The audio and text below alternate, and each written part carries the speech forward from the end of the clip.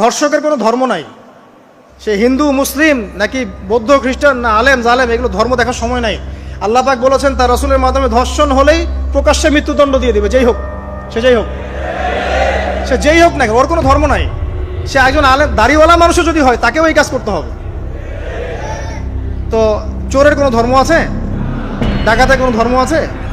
তো মিডিয়া আবার টেকনিক্যালি দেখবেন ওইটাকে হাইলাইট করবে বেশি, বিকজ এখানে একটা সুযোগ আছে ইসলামকে ডমিনেট করার জন্য।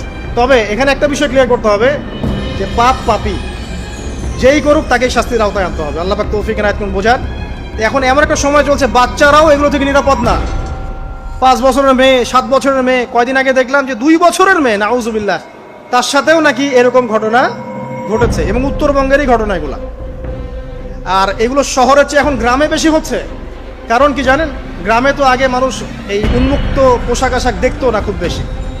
এখন যখন পর্ন চলে আসছে হাতে, বাসায় সব এগুলো দেখছে, তখন গ্রামে দেখবেন ধর্ষণ বাড়ছে না?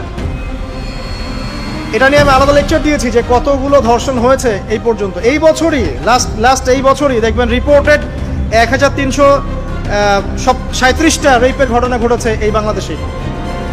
অ্যালার্মিং বিষয়। আর আমেরিকাতে প্রতি 6 জনে একজন রেপ হয়, আর রেপের রাজধানী হচ্ছে সাউথ আফ্রিকা, ওখানে প্রতি 3 জনে একজন রেপ হয়। তো এগুলো কিভাবে হচ্ছে? Only because of pornography. এটা যদি এখনো বন্ধ করতে না পারা যায়, আগামী ভবিষ্যৎ খুব খারাপ হবে। যেখানে সেখানে মানুষ জেনা করবে, যাকে তাকে রেপ করবে, দেখে নিয়েন। বিকজ এটা ভিতর থেকে মানুষকে পশু বানিয়ে দিচ্ছে। আমরা জানি এর পিছনে একটা বড় ইন্ডাস্ট্রি কাজ করে, যারা সারা বিশ্বে প্রায় $98 বিলিয়ন ব্যবসা করে পর্ন দিয়ে। শুধু আমেরিকায় ব্যবসা করে $12 বিলিয়ন সারা বিশ্বে। $12 বিলিয়ন বোঝেন? $1 বিলিয়ন কত কোটি বোঝেন? $100 কোটি। তো বিশাল একটা ইন্ডাস্ট্রি আছে, এর পিছনে টাকা কাজ করে, টাকা, অনলি টাকা। আর এখানে যা দেখানো হয় সবই ফেক, এগুলো কোনোটাই সত্য না। এটা শুধু একটা অভিনয়, আর কিচ্ছু না। তো এটা দিয়ে পুরো স্পেশালি মুসলিম যুবকদের ভিতরে এমন একটা মানে পশুত্ব ঢুকে দেওয়া হয়েছে যে জেনা, ধর্ষণ, বেহায়াপন এগুলো বাড়তেই আছে দিন দিন। এটা না কমানো গেলে এবং মানে আইনের সুশাসন নিশ্চিত করা না গেলে ধর্ষণ কমবে না, জেনা কমবে না, ইফটিজিংও কমবে না, মেয়েদের অধিকারও আর আদায় করা সম্ভব হবে না। এটা আমার মত। বাকিটা আপনারা ভেবে দেখেন। আপনারা অনেক বিজ্ঞ মানুষ আছেন, ভেবে দেখেন কি করলে এগুলো কমবে। যদি না ভাবি, আল্লাহ পাক কি করবেন জানেন?